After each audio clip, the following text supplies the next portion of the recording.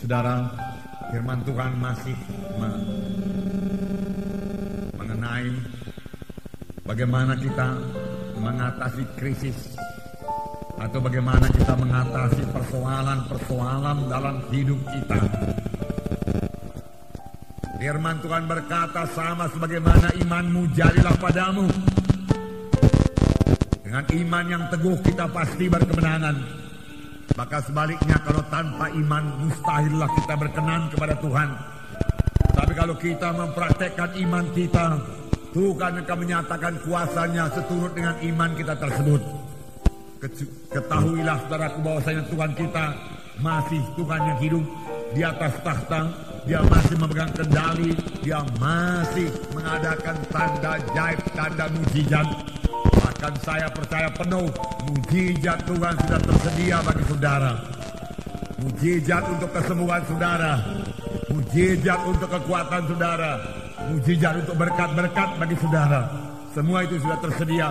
Apakah itu berkat rohani, apakah itu berkat materi yang sangat kita butuhkan pada masa-masa krisis ini. Tuhan sudah menyediakannya bagi saudara. Bahkan sebenarnya Tuhan Yesus telah menjadi miskin, supaya dengan kemiskinannya kamu menjadi kaya. Banyak sekali janji-janji Tuhan mengenai hidup yang berkelimpahan ini. Bahkan firman Tuhan berkata, aku mau engkau keberkatan saudara-saudaraku, sama sebagaimana jiwamu keberkatan dan jiwamu baik-baik saja. Pandanglah kepada Tuhan Yesus pada pagi hari ini, saudaraku, dan berharap kepadanya saja. Maka saudara akan keluar dengan kemenangan, melintasi masa krisis ini, saudaraku. Kita melihat satu bangsa pilihan Tuhan. Bangsa pilihan Tuhan yang berada dalam keadaan krisis. Apa yang jadi pada bangsa pilihan Tuhan ini, yaitu bangsa Israel. Bagaimana mereka keluar daripada krisis mereka? Apa sebabnya mereka ditimpa krisis tersebut? Bagaimanakah caranya mereka keluar daripada krisis itu? Bagaimana caranya mengalami mujizat Tuhan? Hakim-Hakim pasal 6 ayat 1 sampai 6. Baiklah kita baca bersama-sama. Hakim-Hakim pasal 6 ayat 1 sampai 6. Kita baca bersama-sama. Dapat saudara? Mari kita baca. Tetapi orang Israel melakukan apa yang jahat di mata Tuhan. Sebab itu Tuhan menyerahkan mereka dalam tangan orang Midian 7 tahun lamanya. Dan selama itu orang Midian berkuasa atas orang Israel. Karena takutnya kepada orang Midian itu, maka orang Israel membuat tempat-tempat perlindungan di pegunungan, yakni gua-gua dan kubu-kubu. Setiap kali orang Israel menabur, datanglah orang Midian, orang Amalek, dan orang dari sebelah timur, lalu maju mendatangi mereka. Berkemahlah orang-orang itu di daerah mereka, dan tidak meninggalkan bahan makanan apapun di Israel, juga domba atau lembu dan keledai pun tidak. Sebab orang itu datang maju dengan ternaknya dan kemahnya, dan datangnya itu berbanyak-banyak seperti belalang. Orang-orangnya dan unta-untanya tidak terhitung banyaknya. Sekalinya datang ke negeri itu untuk memusnahkannya, sehingga orang Israel menjadi sangat melarat oleh perbuatan orang Midian itu. Lalu berserulah orang Israel kepada Tuhan. Bangsa Israel, bangsa pilihan Tuhan, bangsa yang dikasihi Tuhan. Tuhan mempunyai maksud pada bangsa pilihannya ini. Dan Tuhan memang sudah memberkati bangsa pilihan ini. Hanya sebagai bangsa pilihan Tuhan, mereka memiliki hukum-hukum Tuhan. Tuhan lebih dahulu berfirman kepada bangsa Israel ini dalam Hakim-Hakim pasal 2.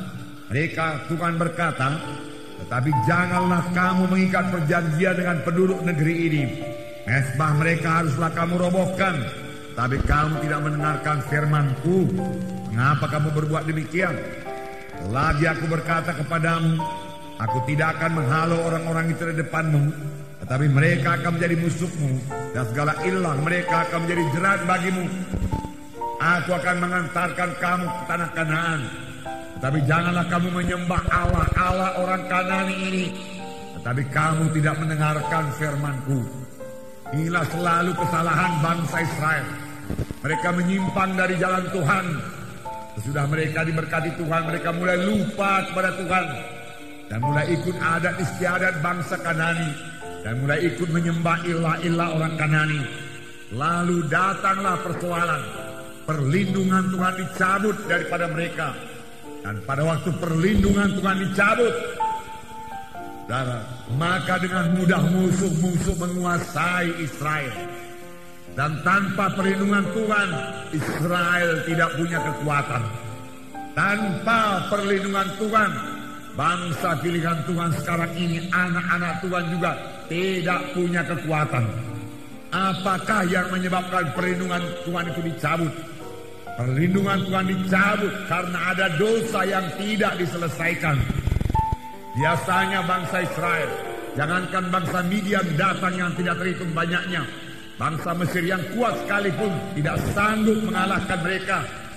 Panjang mereka menyembah Tuhannya, panjang mereka bersekutu dengan Tuhan, panjang mereka tidak berbuat dosa.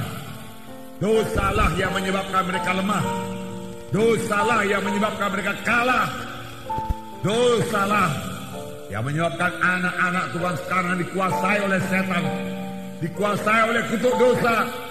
Dosa menyebabkan doa tergendala. Firman Tuhan berkata, bukannya tanganku terlalu pendek untuk menolong kamu, bukannya telingaku terlalu berat untuk mendengarkan doamu, tetapi dosamu serupa dengan dinding memisahkan aku dengan engkau. Tuhan berkata, parah sekali akibat dosa itu. Kekalahan selalu datang karena dosa yang tidak diselesaikan. Tidak ada kuasa. Oleh sebab itu jangan biarkan dosa berkuasa dalam hidup kita, saudaraku.